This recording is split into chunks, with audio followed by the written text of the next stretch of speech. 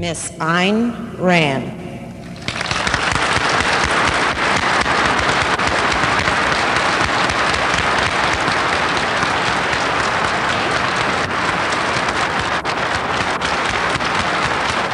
Thank you. Thank you.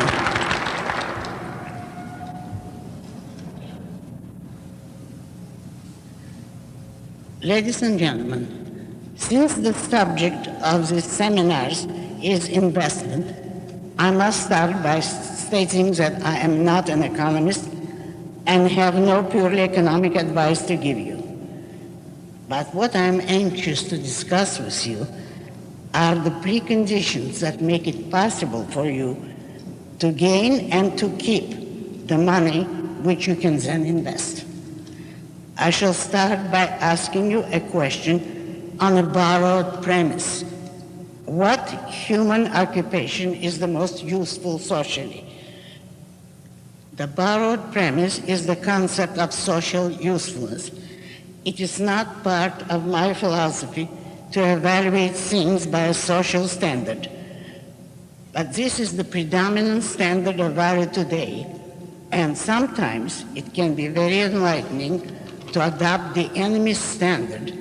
So let us borrow the notion of social concern for just a little while, just long enough to answer the question, what human occupation is the most useful socially?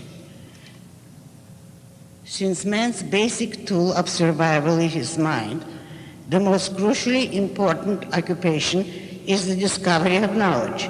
That is the occupation of scientists. But scientists are not concerned with society, with social issues, or with other men. Scientists are essentially loners. They pursue knowledge for the sake of knowledge. A great many scientific discoveries and technological discoveries were known before the Industrial Revolution and did not affect human existence. The steam engine, for instance, was known in ancient Greece, but knowledge of that sort remained an exclusive concern that lived and died with the scientists, and for century after century had no connection to the lives of the rest of mankind. Now suppose that a group of men decided to make it their job to bring the results of the achievements of science within the reach of men, to apply scientific knowledge to the improvement of man's life on Earth. Wouldn't such men be the greatest social benefactors as they have been since the Industrial Revolution? Will you excuse me, please? I don't want any pictures taken of me. Please, gentlemen, don't photograph me. I am much too old for that. Just leave me as I am.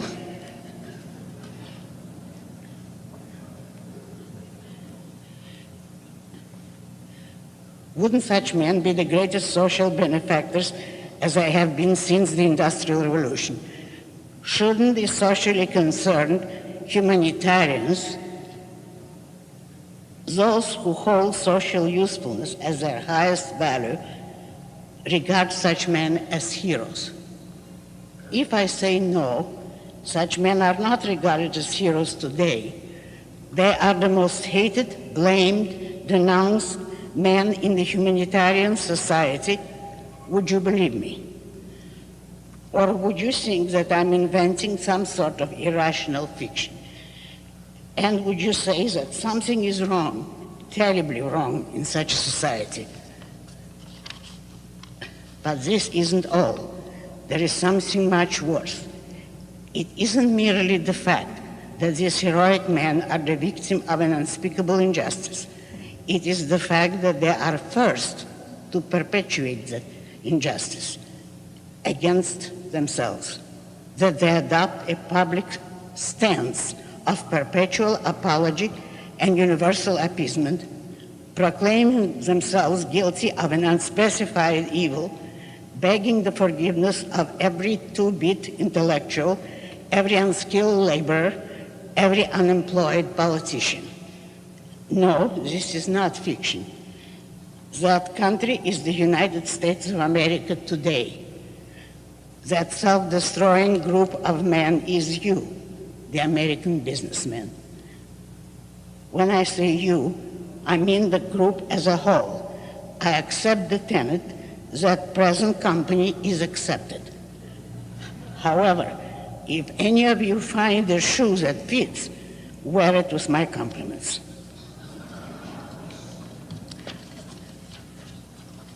Karl Marx predicted that capitalism would commit suicide. The American businessmen are carrying out that prediction. In destroying themselves, they are destroying capitalism, of which they are the symbol and product. And America, which is the greatest and freest example of capitalism man has ever reached. There is no outside power that can destroy such men and such a country. Only an inner power can do it, the power of morality. More specifically, the power of a contemptibly evil idea accepted as a moral principle, altruism. Remember that altruism does not mean benevolence or consideration for other men. Altruism is a moral theory which preaches that man must sacrifice himself for others, that he must place the interests of others above his own, that he must live for the sake of others.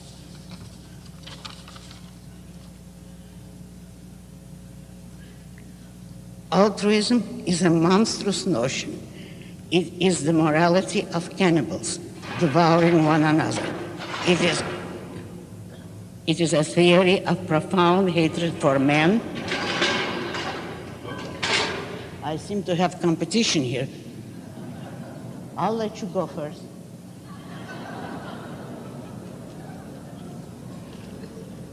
Okay? It is a theory of profound hatred for men, for reason, for achievement, for any form of human success or happiness on earth. Altruism is incompatible with capitalism and with businessmen. Businessmen are a cheerful, benevolent, optimistic, predominantly American phenomenon. The essence of their job is the constant struggle to improve human life, to satisfy human needs and desires, not to practice resignation, surrender, and worship of suffering. And here is the profound gulf between businessmen and altruism. Businessmen do not sacrifice themselves to others. If they did, they would be out of business in a few months or days. They profit, they grow rich, they are rewarded as they should be. This is what the altruists, the collectivists, and other sundry humanitarians hate the businessmen for, that they pursue a personal goal and succeed at it. Do not fool yourself by thinking that altruists are motivated by compassion for the suffering. They are motivated by hatred for the successful. The evidence is all around us.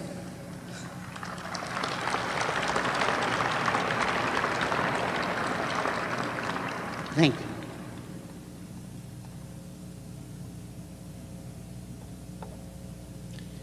The evidence is all around us, but one small example sticks in my mind as extremely eloquent. In the early 1930s, an assistant of Jane Addams, the famous social worker, went on a visit to Soviet Russia and wrote a book about her experience. The sentence I remember is, quote, "How wonderful it was to see everybody equally shabby," close quote. If you think that you should try to appease the altruist, this is what you are appeasing. The great tragedy of capitalism and of America is the fact that most businessmen have accepted the morality of altruism and are trying to live up to it, which means that they are doomed before they start. Another contributory evil is the philosophical root of altruism, which is mysticism, the belief in the supernatural, which preaches contempt for matter, for wealth, well-being, or happiness on earth. The mystics are constantly crying appeals for your pity, your compassion, your help to the less fortunate, yet they are condemning you for all the qualities of character that make you able to help them. Evil theories have to rely on evil means in order to hold their victims. Altruism and collectivism cannot appeal to human virtues. They have to appeal to human weaknesses. And where there are not enough weaknesses, they have to manufacture them.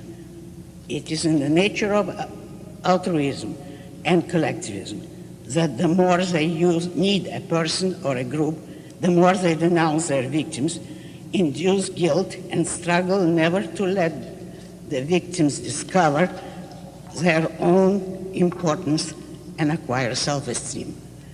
The businessmen are needed most by the so-called humanitarians, because the businessmen produce the sustenance the humanitarians are unable to produce. Doctors come next in the hierarchy of being needed and observe the hostility, the denunciations, and the attempts to enslave the doctors in today's society. Most businessmen today have accepted the feeling of guilt induced in them by the altruist. They are accused of anything and everything. For instance, ecologists denounce the businessmen for their refusal to sacrifice themselves to the snail darter and the Furbish lousewort. But the businessmen's actual guilt is their treason against themselves, which is also their treason against their country. The statement that aroused such fury among the collectivists, quote, "what's good for General Motors is good for the country," was true. And the reverse is also true. What's bad for industry is bad for this country. I am here to ask you a question on my own, not on borrowed premises. What are you doing to the advocates of capitalism, particularly the young? Appeasement is a betrayal not only of one's own values, but of all those who share one's values.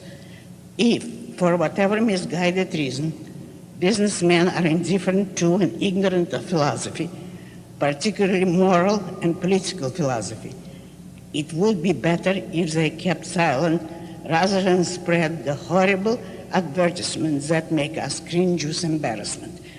By us, I mean advocates of capitalism.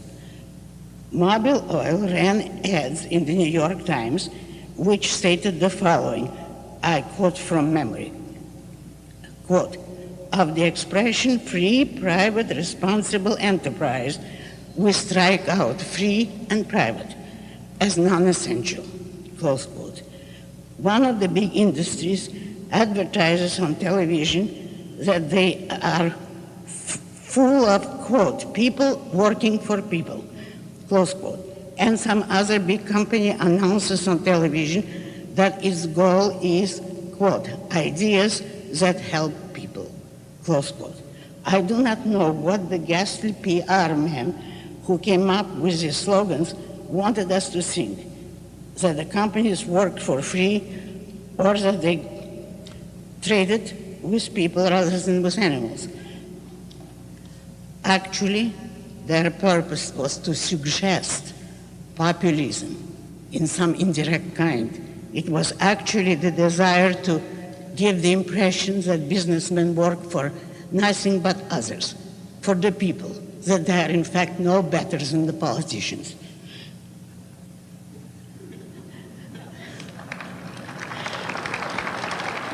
Thank you.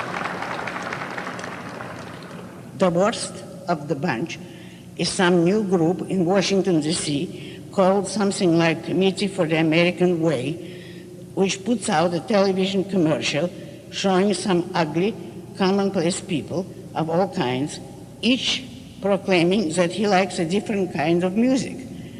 I like rock and roll, and I like jazz, and I like Beethoven, etc. Ending on a voice declaring, "This is the American way, with every man entitled to have and express his own opinion." I, who come from Soviet Russia, can assure you that debates and differences of that kind were and are permitted in Soviet Russia. What about political or philosophical issues? Why didn't they show people disagreeing about nuclear weapons or about abortion or about affirmative action? If that committee stands for the American way, there is no such way any longer. Observe also that in today's proliferation of pressure groups, the lowest sort of unskilled labor is regarded as the public and presents claims to society in the name of the public interest and is encouraged to assert his right to a livelihood. But the businessmen, the intelligent, the creative, the successful men who make the laborer's livelihood possible have no rights and no legitimate interests, are not entitled to their livelihood, their profits, and are not part of the public.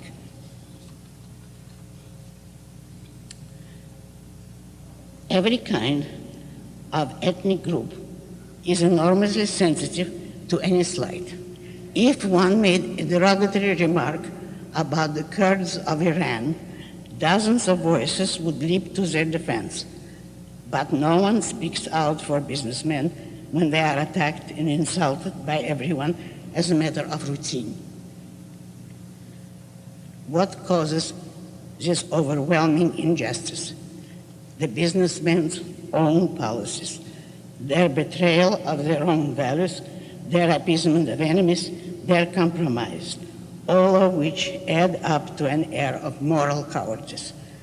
Add to it the fact that businessmen are creating and supporting their own destroyers. The sources and centers of today's philosophical corruption are the universities. Businessmen are both content.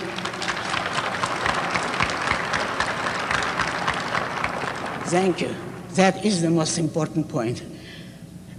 Businessmen are both contemptuous of and superstitiously frightened by the subject of philosophy. There is a vicious circle involved here. Businessmen have good ground to despise philosophy as it is taught today, but it is taught that way because businessmen have abandoned the intellect to the lowest rung of the unemployables.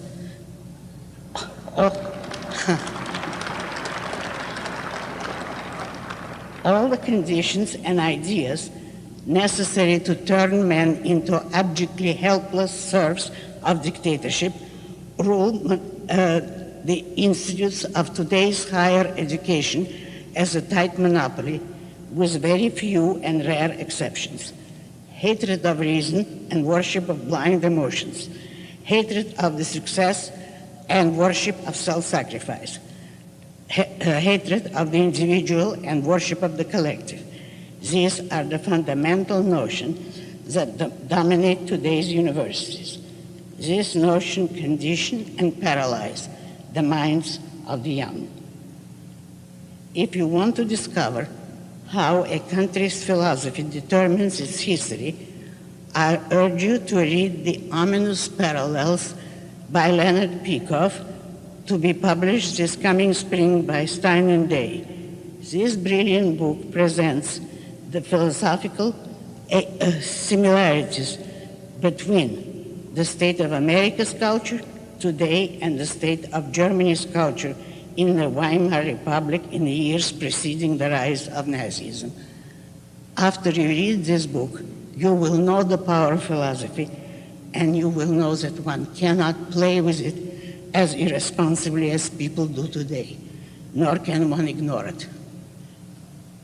It is the businessman's money that supports American universities, not merely in the form of taxes and government handouts, but much worse, in the form of voluntary private contributions donations, endowments, etc. In preparation for this lecture, I tried to do some research on the nature and amounts of such contributions. I had to give it up. It is too complex and too vast a field for the efforts of one person. To untangle it now would require a major research project and probably years of work.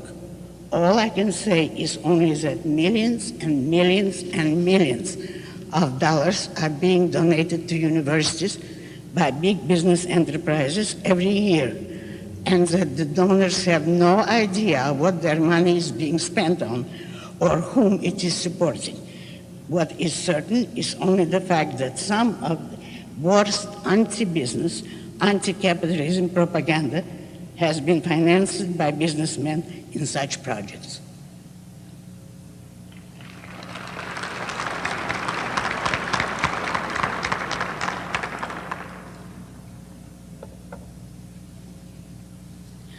Money is a great power because in a free or even a semi-free society, it is a frozen form of energy, productive energy.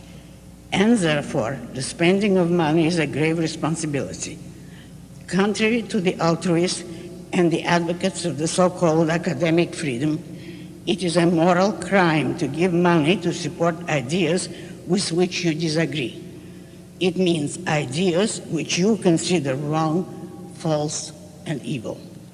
It is a moral crime to give money to support your own destroyers.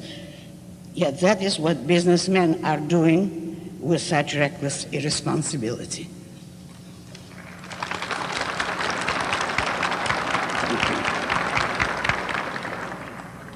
On the faculties of most colleges and universities, the advocates of reason, individualism, and capitalism are a very small minority, often represented by feeble specimen of window dressing. But the valiant minority of authentic fighters is struggling against overwhelming odds and growing very slowly. The hardships, injustices, and persecutions suffered by these young advocates of reason and capitalism are too terrible a story to be told briefly. These are the young people whom businessmen should support. Or, if businessmen are too ignorant of academic issues, they should leave academic matters alone. But to support irrationalists, nihilists, socialists, and communists who form an impenetrable barrier against the young advocates of capitalism, denying them jobs, recognition, or a mere hearing, is an unforgivable outrage on the part of irresponsible businessmen who imagine that it is morally safe to give money to institutions of higher learning.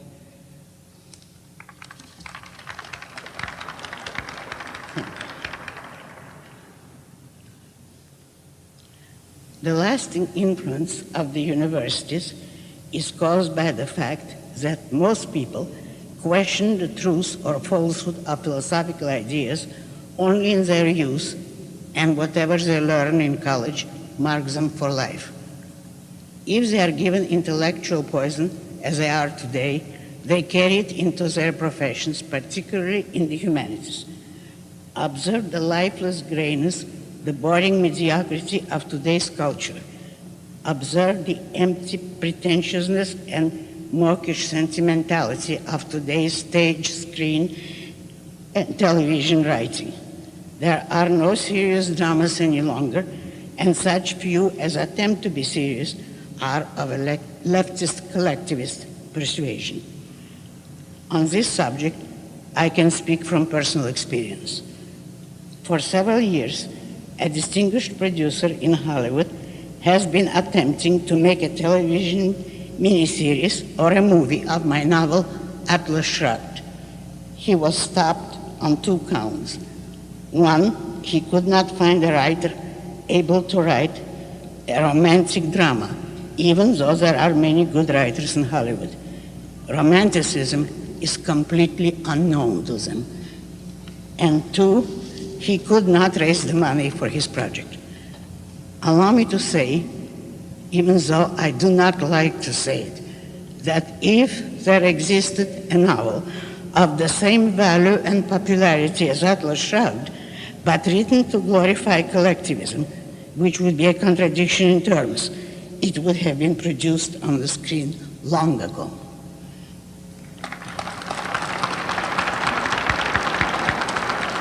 You're not, I hope, applauding that fact that there are too many supporters of the left kind of writers?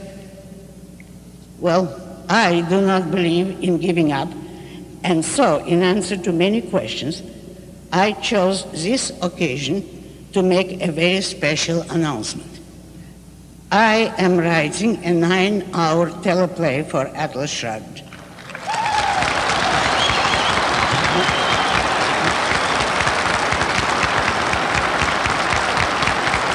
Thank you.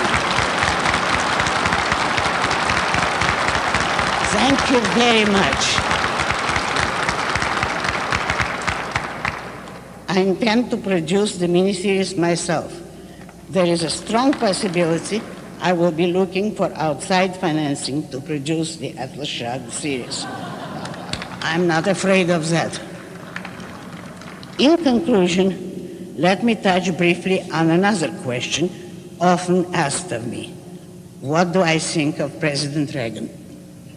The best answer to give would be, but I don't think of him. And the more I see, the less I think. I did not vote for him, nor for anyone else, and events seem to justify me. The appalling disgrace of his administration is his connection with the so-called moral majority and sundry other TV religionists. Thank you. Who are struggling, apparently with his approval, to take us back to the Middle Ages via the unconstitutional union of religion and politics.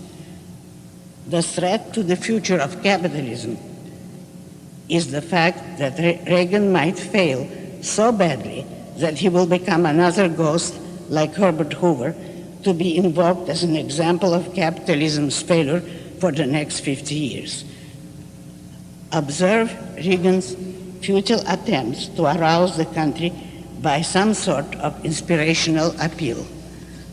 He is right in thinking that the country needs an inspirational element, but he will not find it in the God, family, tradition swamp. The greatest inspirational leadership this country could ever find rests in the hands of the most typically American group, the businessmen. But they could provide it only if they acquired philosophical self-defense and self-esteem. Here is what young Americans have to say about it. I quote from the May 15, 1980 issue of The Intellectual Activist, a newsletter published by Peter Schwartz. Quote, feminists threaten to publicize the names of psychologists who hold their convention in a state which has not yet endorsed the Equal Rights Amendment. Unionists protest political functions that serve lettuce not approved by Cesar Chavez. Yet businessmen are willing not simply to tolerate denunciations of free enterprise, but to financially sponsor them. Close quote. And I quote from an article by M. Northrop Buechner, The Root of Terrorism, in the October 1981 issue of the Objectivist Forum, published by Harry Binswanger. Quote, imagine the effect if some prominent businessmen were to defend publicly their right to their own lives. Imagine the earth-shaking social reverberations if they were to assert their moral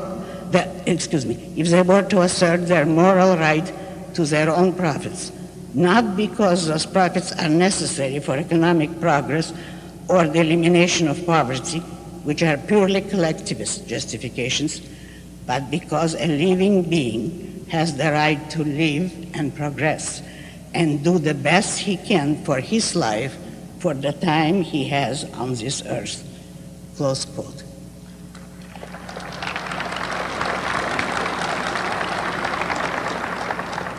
I recommend both these publications very highly.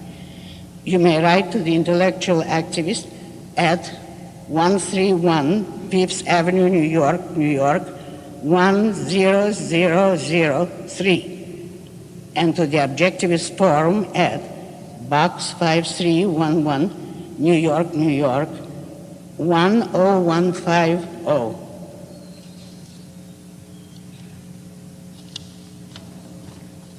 As for me, I will close with a quotation which is probably familiar to you, and I will say that the battle for capitalism will be won when we find a president capable of saying it. Quote, "The world you desired can be won. It exists, it is real, it is possible, it's yours. But to win it requires your total dedication and a total break with the world of your past, with the doctrine that man is a sacrificial animal who exists for the pleasure of others. Fight for the value of your person. Fight for the virtue of your pride. Fight for the essence of that which is man, for his sovereign, rational mind. Fight with the radiant certainty and the absolute rectitude of knowing that yours is the morality of life and that yours is the battle for any achievement, any value, any grandeur, any goodness, any joy that has ever existed on this earth." Close quote. Thank you.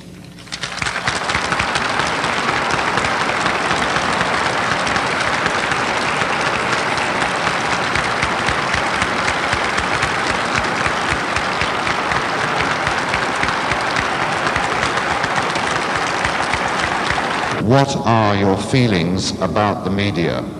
Well, I think I've indicated the media as they stand today are practically non-existent as art or even as information. They're in a terrible state. They're leaning very heavily to the left, but it is not anyone's conspiracy, and it is not the fault of the individual reporters. They are practicing the only kind of philosophies they've been taught. They know of nothing better. They are the conditioned robots of their college professors. But the media as such, particularly television, is the greatest invention in centuries, and it has the greatest potential. I prefer television to the large screen or any other medium of communication. And if we remain free, we will see some great things on television. Next. Yeah. Okay. The next question is, do you think that the United States should continue to sell grains, computers, and technology to the Russians? No, I don't think so. I don't think we should have diplomatic relations with Russia. And if we broke with them, you would be surprised what a cowardly, appeasing performance they would put up, because they had done that every time they knew that the West was antagonistic. They are like bullies, and you have to deal with them very, very strongly or not at all, which incidentally Reagan is not able to do. The next question is related. Is Russia a real threat today? Russia as such was never a threat to anyone, even to little Finland that beat Russia twice during World War II. Russia is the weakest and most impotent country on earth. If they were in a war, most of the miserable Russians would defect.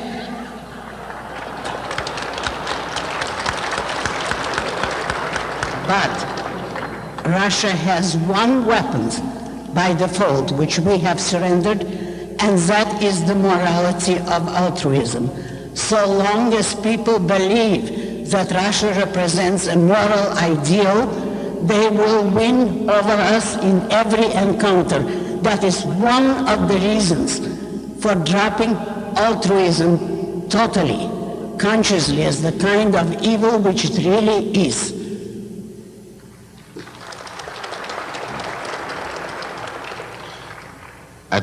Next question is, at this point in time, would you please tell me what form the strike by the men of the mind should take?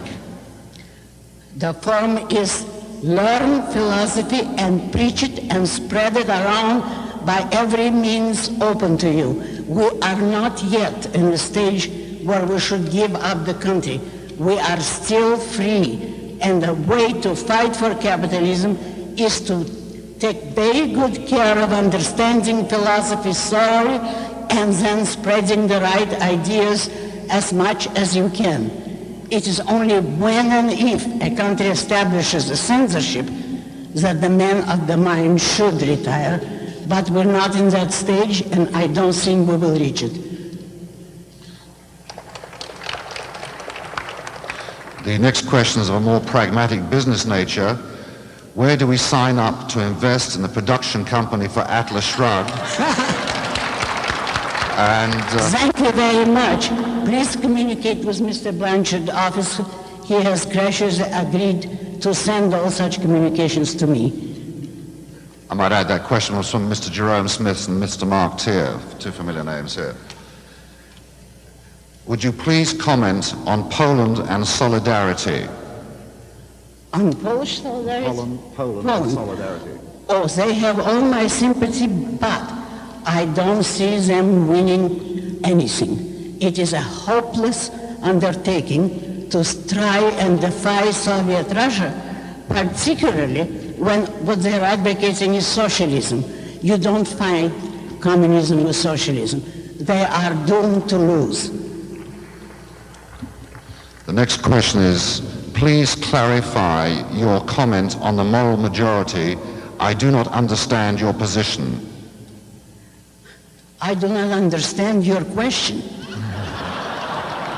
If you're here at all, you must have come because you know something about me. And if you know something about me, you know that I'm an advocate of reason, that I am not a supporter of religion, and that I despise anyone who tries to impose his religious ideas by force on other people. That is what the moral majority is trying.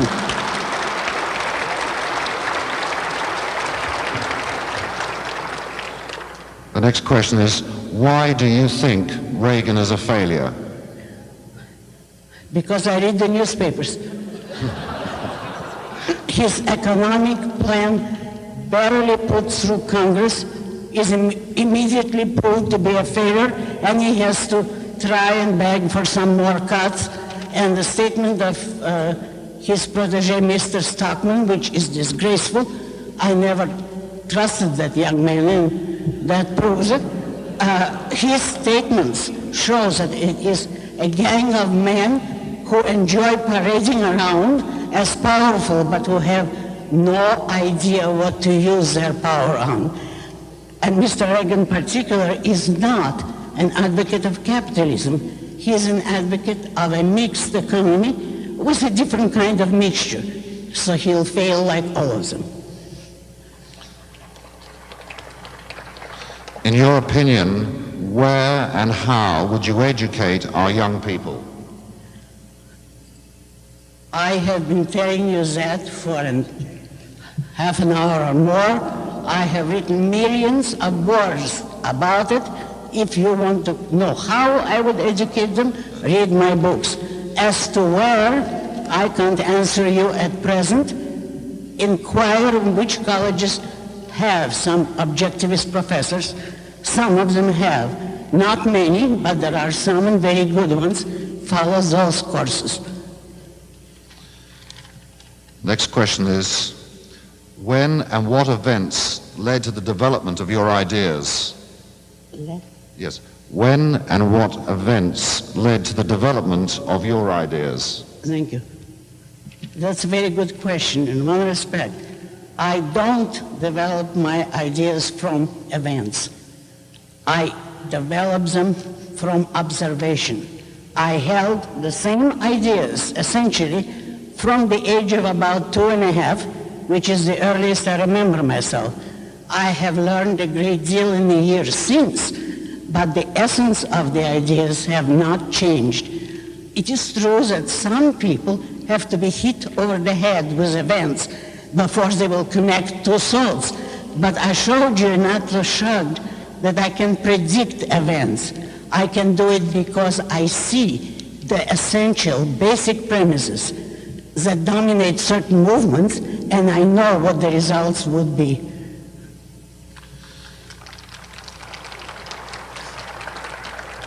The next question is, please differentiate between man's happiness and man's life as a standard of value. I don't regard this as a legitimate question. I know what kind of movement is behind that sort of junk. If you really don't understand, read Gold's speech in Atlas Shrugged, which will explain it to you very clearly, and I do not grant anyone the premise that that speech is unclear.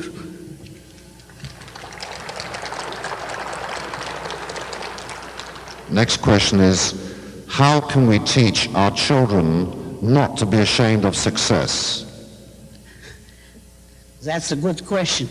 Read Atlas Shrugged, read the work of other objectivists, read the proper ideas, and then learn how to communicate it to a child at the appropriate time. Don't make him recite ideas which are beyond his understanding. And above all, do not teach him to be humble. Praise him when he deserves it, permit him to be proud of his success, and that will establish the right foundation.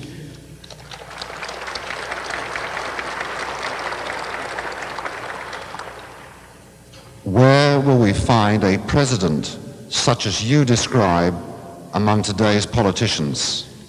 I wish I knew. That's why I say it's much too early for philosophical politics.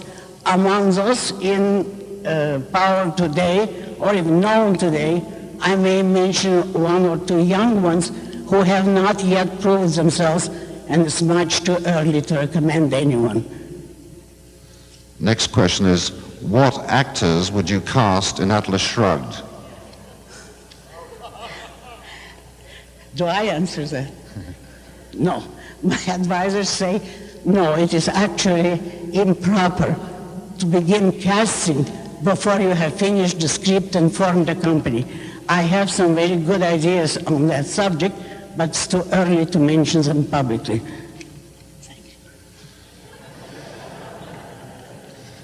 Next question is, Ms. Rand, you are a woman and we have been downtrodden. Do you approve of ERA, and if so, why?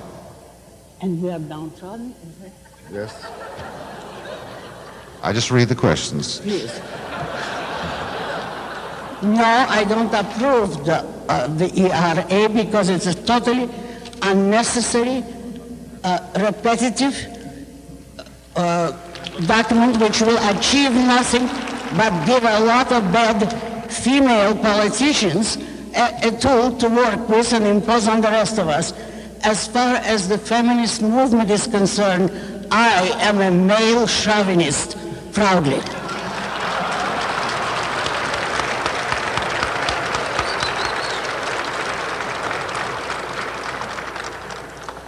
Next question is, how would you define love?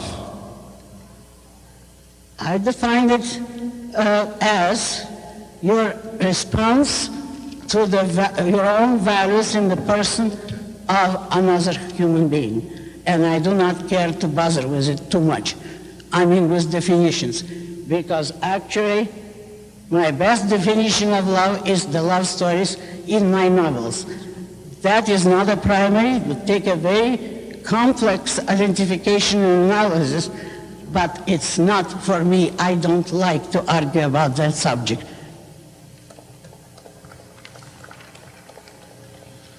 Next question is there still hope for salvaging our free system? Is there Is there still hope for salvaging our free system?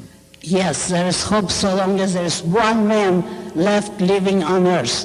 There is hope, but it will not be saved automatically. It depends on the free will and choice of every man who is able to think. Those who don't want to think don't matter in this issue. They're merely social ballast. But it depends on the thinking of every human being in this country.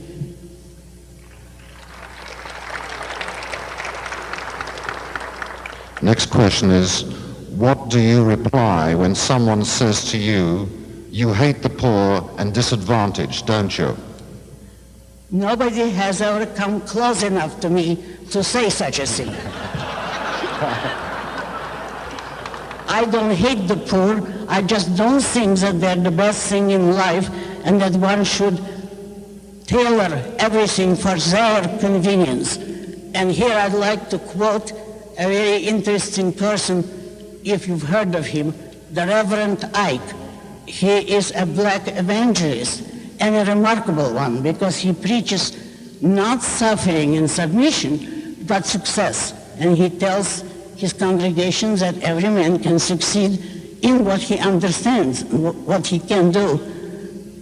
Reverend Ike's statement about the poor is as follows: the best way to help the poor is not to be one of them.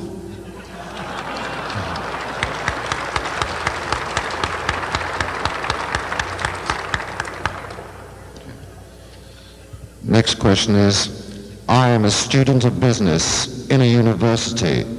What will become of me if there is no more money in the universities? Help them to earn their money honestly. And if the left gives them money, don't go into those universities, but help the right kind of businessmen provide financial help for the right kind of universities.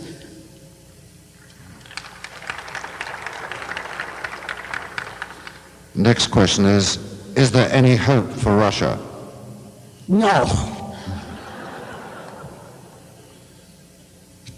Next question, since Congress has collectivized us through the Internal Revenue Service, what can be done to stop them?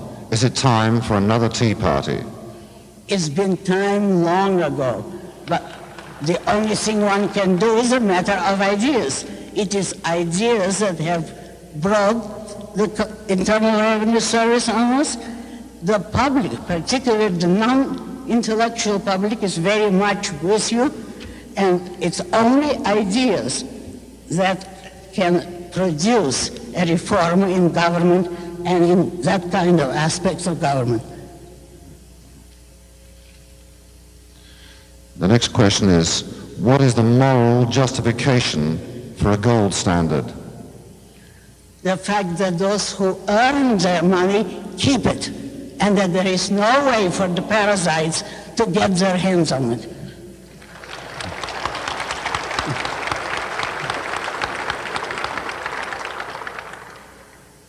Next question is, who are some of your favorite writers of novels?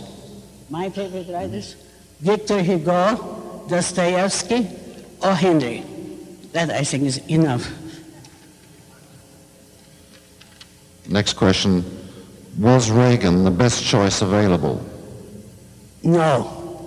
I would have voted for Ford. He had his flaws, but he was infinitely superior to Reagan. Somebody just asked you to kindly repeat some of the names, I think addresses you mentioned in your talk, and specifically here the question is, what was the name of the book that you suggested we read that will be published in the spring, and who was the author? The book's title is The Ominous Parallels.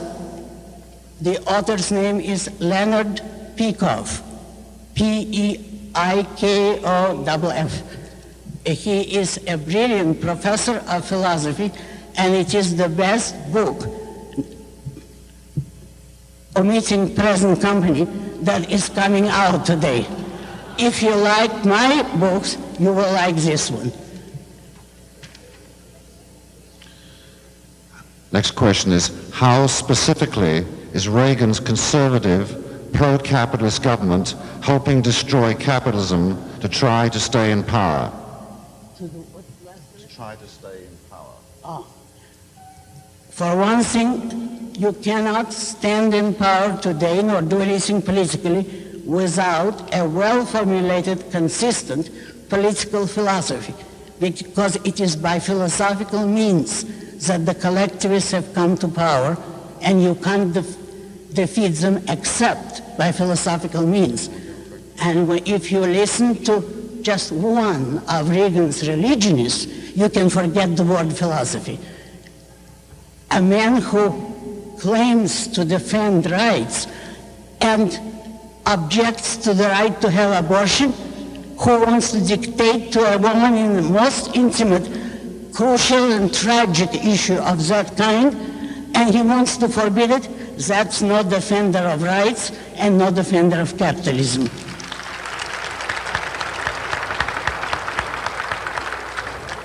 I think this would now have to be the final question. Right. Are there any new books forthcoming? We'd love to know. New books by objectivists? By you, Ms. Rand. By me? No, not until after I finish with the mini-series of Atlas Shrugged. That's my project at present. After that, I have several projects in mind, but it's too early to talk about them. Thank you for your interest. We have, he's gone. We have one more question.